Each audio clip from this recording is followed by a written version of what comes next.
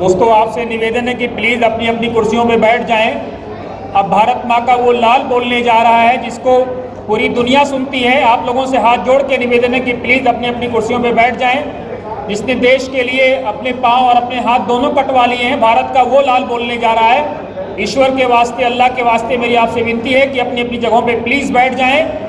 इन्हीं सेना पर हमें गर्व है, इन्हीं फौजियों पर हमें फ़ख्र है जो हमारी हिफाजत अपना हाथ अपना पाँव कटवा करके अपनी जान दे करके करते हैं। एक बार आप फिर दीपचंद जी के लिए तालियां बजाइए जोरदार अंदाज में, एक बार और बजाइए ताकि लगे कि आप जिंदा हैं और अपने जिंदा होने का सबूत दे रहे हैं।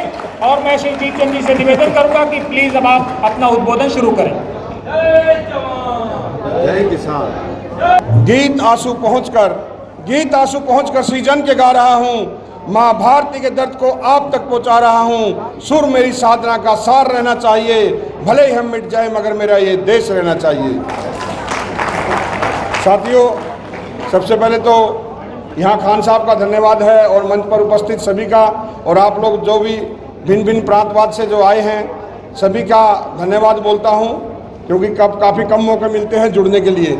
जब झगड़ा हो जाता तो हर आदमी इकट्ठा हो जाता, मगर खुशी के कम मौके मिलते जब हम इकट्ठा होते हैं। तो सभी अपने हृदय के अंदर एक धन्यवाद बोलिए एक दूसरे का कि दोबारा हमको मौका मिला है मिलने का। मतलब 3 रंग का नहीं है वस्त्र ध्वज देश की शान है, 3 रंग का नहीं है वस्त्र ध्वज देश की शान है, हर भारतीयों का स्वाभिमान है, और यही है गंगा, यही है यमुना, और यही हिंद की शान है, और 3 रंगों में रंगा हुआ ये अपना हिंदुस्तान है, अपना हिंदुस्तान है।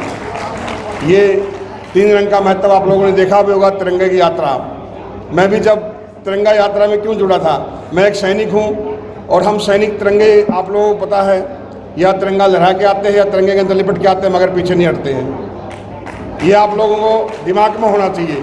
और मैंने जब मैं स्टार्टिंग में तिरंगा यात्रा से जुड़ा था तो मैंने इसी भावना से जुड़ा था, और राहुल जी से मैंने यही बोला था कभी भी आपको अगर थकावट आ जाती है तो मुझे देख लेना और पुकार लेना, मैं आपको उसी टाइम आपको मिलूँगा।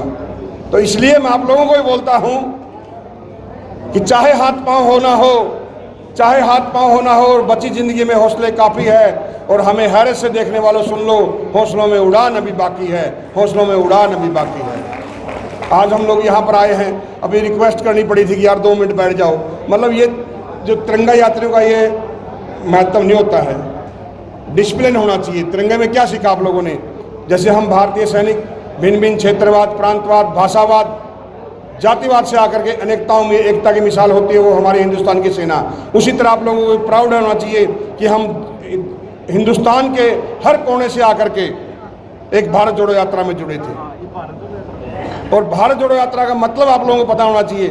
ये ऐसा नहीं कि भाई हम लोग चल दिए रहो, अपने आप को एक प्राउडनेस महसूस किए। जैसे मैडम ने बोला था कि हमें एक गर्व होना चाहिए, एक इतिहास रचा गया था। मतलब और ये इतिहास मैं आपको क्यों बोल रहा हूँ, क्योंकि जब मैं पहली बार राहुल जी से मिला था तो मैंने उनसे वादा किया था, सर बाकी कहीं बुलाओ ना बुलाओ, लाल चौक पर जरूर बुलाना और आप इस सैनिक को जरूर पाओगे।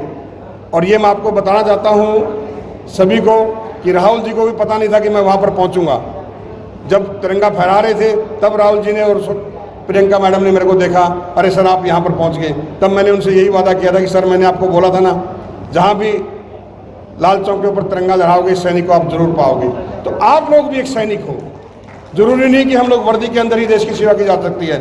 अपने आप को एक पहचानिए कि नहीं, हमने भी इतना पथ चले हैं, पूरा भारत भ्रमण किया हुआ है। और आप ये सोचना है, जैसे भीड़ में चलते तो हम संख्या हैं, अपने आप को एक लीडर के माफिक सोचिए, अकेला चलने की कोशिश करिए जैसे राहुल जी चल रहे हैं। आप लोगों ने देखा भी होगा ना कि भरा नहीं जो बाहों से बहती जिसमें रसदार नहीं, हृदय नहीं वह पत्थर है जिसमें संदेश का प्यार नहीं। आज हम छोटी छोटी चीज़ों को लेकर के आज भी हम लोगों को भारत जोड़ो यात्रा से आप लोगों ने बहुत कुछ सीखा नहीं है मेरे हिसाब से। आप राहुल जी की उनकी सहनशीलता देखिए, उनका पहनावा देखिए, उनका रहन सहन देखिए, और हम लोग आज भी प्राउड के अंदर जी रहे हैं कि नहीं नहीं नहीं, आज उनके पास सब कुछ होते हुए भी किस तरह से आप लोग प्रभावित हुए उनसे, देखा आप लोगों ने कभी? लेकिन फिर भी आज हम लोग चेहरे की चमक से रहते हैं, गाड़ी घोड़ों को देखते हैं। ये चीज़ें फिर क्या सीखा आप लोगों ने भारत जोड़ो यात्रा से? प्रेम बढ़ाओ और राष्ट्र को बचाओ। ये मेरा भारत जोड़ो पहले से यात्रा था और इस पर सोने पर सुहागा हो गया कि आप जैसे भाई मेरे साथ मिल गई।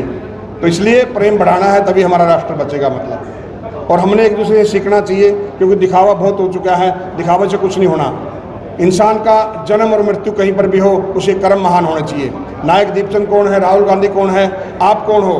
कुछ भी नहीं हो, मगर आपका कर्म महान है। तो कुछ कर्म ऐसे करके चले जाओ इस राष्ट्र के लिए, जिससे कि आप मरने के बाद भी आपको याद रहे कि हाँ, हमने कुछ काम किए हुए हैं। और इस भारत जोड़ो यात्रा से हम लोगों ने वसुदेव कुटुंबकम जो बोलते हैं, पूरे भारतवर्ष से आकर के, भिन्न भिन्न भाषा के आकर के, प्रांतवाद आकर के, हमारा एक ही लक्ष्य था, राष्ट्र के आन बान तिरंगा जो हम लोग लेके चले थे, जो लक्ष्य आप लोगों ने साथ दिया था, उसको बखूबी निभाया। और आगे भी जैसे मैडम ने बोला है कि आगे भी आप लोगों ने बखूबी साथ निभाना है, क्योंकि राष्ट्र को बचाना है तो आपकी जो सोई हुई आत्मा उसको आपने जगाना पड़ेगा।